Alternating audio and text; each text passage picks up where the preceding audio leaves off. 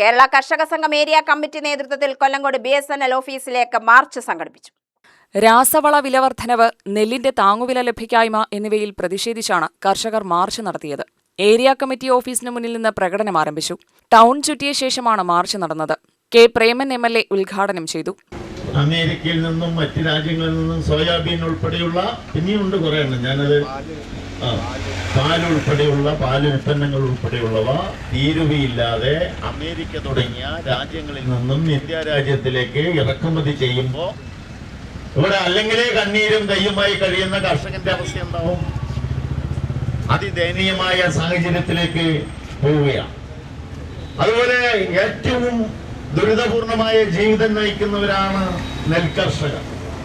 ഇപ്പോൾ നെൽകർഷകരുടെ അവസ്ഥ സ്വാഗത പ്രസംഗത്തിലും അധ്യക്ഷ പ്രസംഗത്തിലെല്ലാം സൂചിപ്പിച്ചിട്ടുണ്ട്. ഇപ്പൊ മഴക്കാലമാണ്. മഴക്കാലമായിട്ടും അളന്ന നെല്ലിന് ഒരു നെല്ലിന്റെ പണം പോലും കൊടുക്കാത്ത ആളുകളാണ് ഇന്ന് രാജ്യത്തുള്ളത്.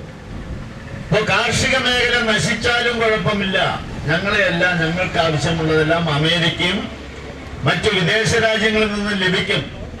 പിന്നെന്തിനിപ്പോ ഈ നാട്ടിലെ കർഷകരെ അല്ലെങ്കിൽ അവരെ മുഖവിലക്കെടുക്കണമെന്ന ധാർഷ്ട്യമാണ്, അഹങ്കാരമാണ് രാജ്യം ഭരിക്കുന്ന ഭരണാധികാരികൾ നടപ്പിലാക്കിക്കൊണ്ടിരിക്കുന്നത് എന്നതുകൊണ്ട് തന്നെ രാജ്യത്തിന്റെ നിലനിൽപ്പ് തന്നെ അപകടത്തിലാക്കുന്ന, തദ്ദേശീയരായ ജനങ്ങളുടെ ജീവിതത്തെ ആകമാനം തന്നെ വെല്ലുവിളിക്കുന്ന സർക്കാരിന്റെ നയങ്ങൾക്കെതിരെ നിലനിൽപ്പിന് വേണ്ടിയുള്ള, അതിജീവനത്തിന് വേണ്ടിയുള്ള പോരാട്ടങ്ങൾ, സമരങ്ങൾ രാജ്യത്താകമാനം തന്നെ എല്ലാ മേഖലകളിൽ നിന്നും ഉയർന്നു വരുന്ന കാലഘട്ടത്തിലാണ് നമ്മളും ജീവിക്കുന്നത്.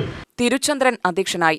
Nenmara block panchayat president Sudha Raveendran, TK Parameswaran, V ചന്ദ്രൻ, K കൃഷ്ണൻകുട്ടി എന്നിവർ പ്രസംഗിച്ചു. UTV news, Palakkad.